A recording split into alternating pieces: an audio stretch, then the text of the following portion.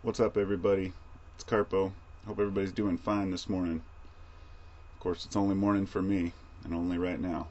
But first off, I want us to start out by saying that the intention of this video is not to harp on religion.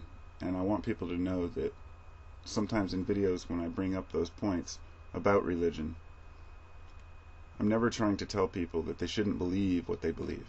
I'm never trying to tell them that even if they are wrong, that they shouldn't believe it or they should change their opinions. I don't know what's the right thing to believe. But the reason that I tackle those issues is because they affect everyone around us. And they're particular aspects of the religious right, if you will. Not just religious people. Because I know a lot of Christians that are good people. And I've met some very few Jews and Muslims, so I really can't have an opinion on that any more than that's based on what I see on the news or people posting videos. And I try not to base my opinion on that. But living in a Christian nation, I meet a lot of good people and a lot of good Christians. The problem that I have is when it's affecting the whole of society. Now, a Christian would not want a non-Christian to push atheist views, let's say, on him. Well, likewise, an atheist would not want Christian views pressed on him or his children. So we have the issue in Texas with the school board, which has become a major problem for the entirety of the nation. Texas wants to teach creationism in their schools. And since Texas determines the textbooks, they want to put creationism in all the schools. Now, there's a huge debate that's been going on there for years. Now, I just recently watched a documentary, and in that documentary there was a man named Don McLeroy, and he was the head of the school board in Texas. And during that documentary they followed him around and interviewed him and asked him many questions about what he thought about the universe and the world, and he was a 6,000-year creationist. And I remember the man asking him, "Do you believe that man walked alongside dinosaurs?" And he said, "Yes, I do."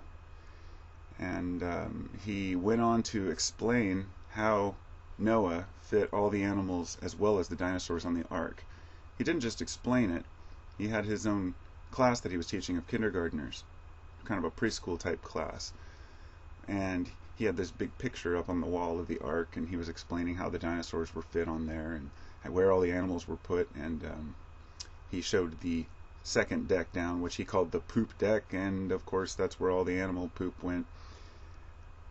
I was sitting there and I felt like I was watching somebody tell a tall tale, but the kids were believing it as gospel, no pun intended.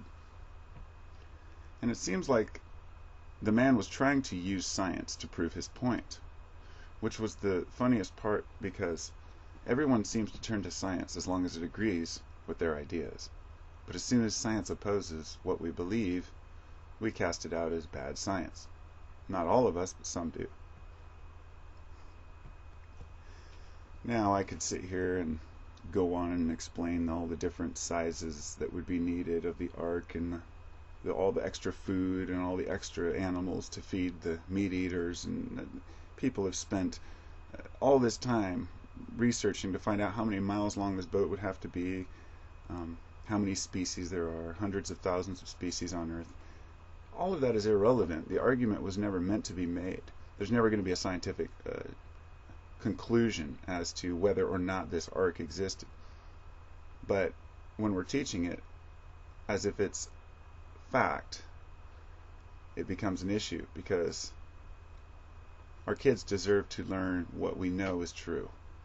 And it's up to the family and the individuals in that family to teach their children about religion, if that's what they choose to do. And it's nobody's place to tell a person they can't teach their child a religion. And that's not right. But it's no place to tell other children they need to learn as well.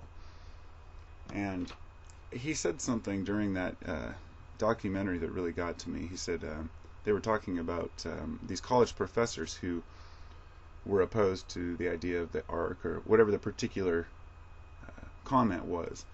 And he says, somebody needs to stand up to these experts. And he said that the colleges are just left-wing seminaries. And it's not my place to tell a person what's right, left, or right. But the point being that all these kids that go to school and learn these things are going to eventually go to college. And once they go to college, they're going to see that they've learned a bunch of nonsense. I mean, if you go into a college and start talking about a 6,000-year Earth, you're going to have a hard time passing your courses.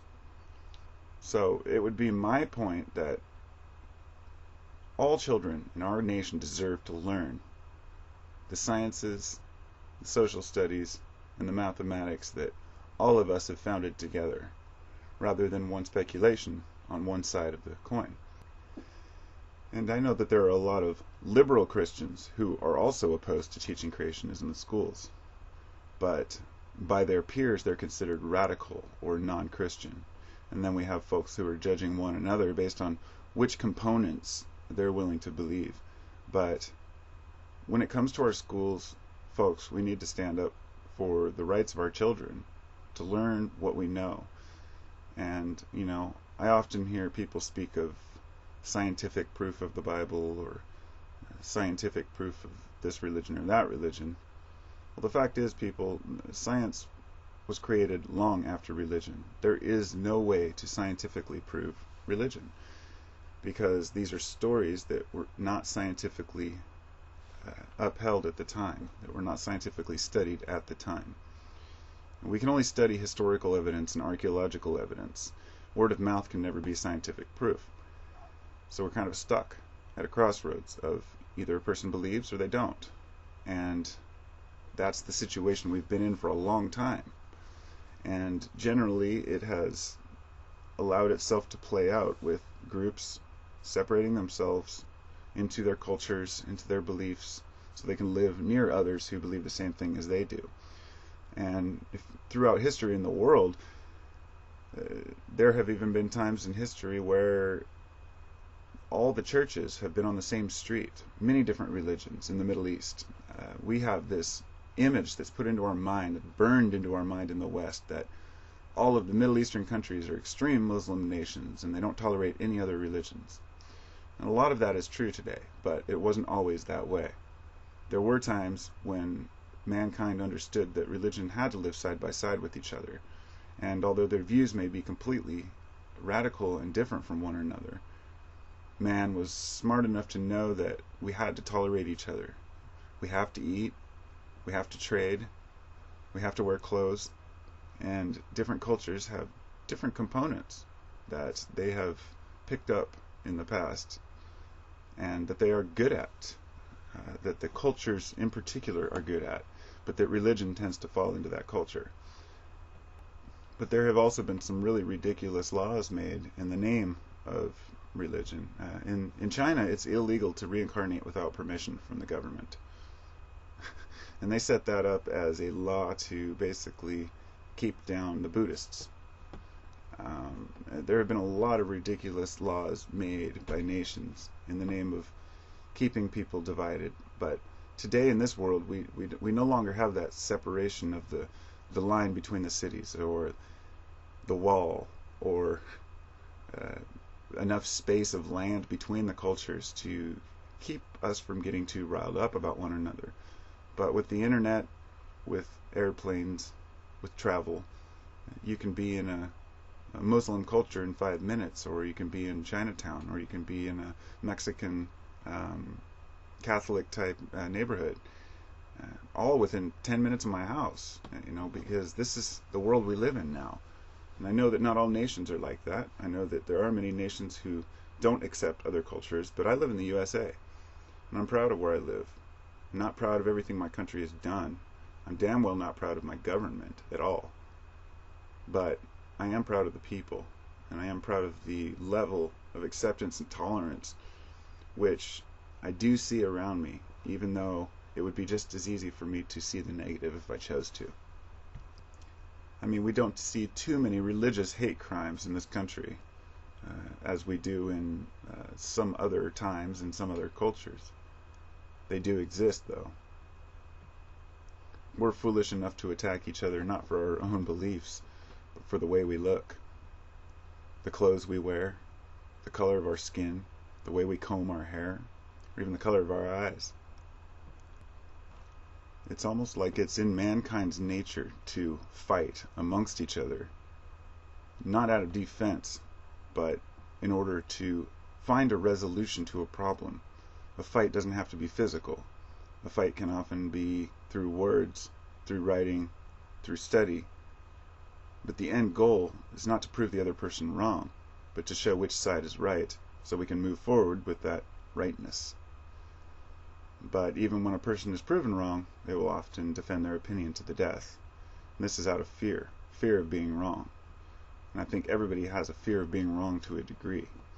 This is why I've often seen so much conflict among people who question whether the validity of another person's statement, and the person gets defensive and takes it personal, as if they are defending not just the statement but themselves.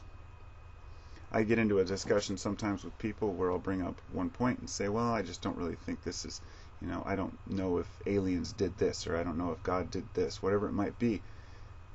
And I'll think, well, I'm kind of a wet blanket here, I'm casting a doubt on the conversation, and the person who I'm conversing with may take it personal as if I'm telling them that they're wrong. And I say, no, I'm questioning the idea. And that's exactly the way I feel about religion. That we're not here to tell a person that they're wrong. We're merely here to find out what's right and what really works. I'm not here to get my fist at God or to be angry at religion or people. I understand the need for belief. This is what drives much of our culture. If we didn't have a belief that we could be better, we'd never try to be better. If we didn't have a belief that our integrity can improve, we'd never make an effort to be a better person. And if we didn't believe that we really had value, we wouldn't bother to live good lives. So there is something in common. There is something between all of us that we have in common, regardless of what we believe happens before or after you die. But when it comes to our education, there has to be a line drawn in the sand to say it would not be fair to teach Christianity in schools any more than it would be fair to teach Judaism, Islam, Buddhism. And one may say, well, they should teach all of them. And I say no. These are belief systems that are based on ancient thoughts. Most families who have these belief systems have already taught their children what they need to know about their religion. They should not leave it up to the state to teach their children about creationism, about Noah's Ark, or about how these things happened. It's almost as if some of these parents just don't know the answers themselves, so they would rather allow the school board to teach their children for them. If I was a Christian, I would find that very offensive. I would be a Christian opposed to teaching Christianity in schools, because I would know it's all dependent upon interpretation. And I would like to know that my interpretation of my beliefs was the one that my children could learn, rather than some other man's interpretation. So it's not about casting anything at the religion. It's not about hating God. It's not about telling people they're wrong. It's about allowing kids to learn in a scientific atmosphere. Science is what we use to prove the existence or non-existence, I guess, of things in our world. And it's a damn imperfect science, if you will, but it's what we use. It's what we have. And science was never set up to disprove religion. Science was set up to help improve the existence of a higher being through actual practice rather than speculation. And in that way, we can only use science today to discover the things that we didn't know yesterday. And I hope that we can all get past teaching our children things in schools that aren't going to help them to progress. I would like to teach children values as well. Values are dependent upon the parent, and I really don't know what else to say about that. Keep religion out of our schools. Not because of what they are, but because the children need more room to learn things that will help them. And their parents can do the rest. So, namaste, and have a great day, everybody.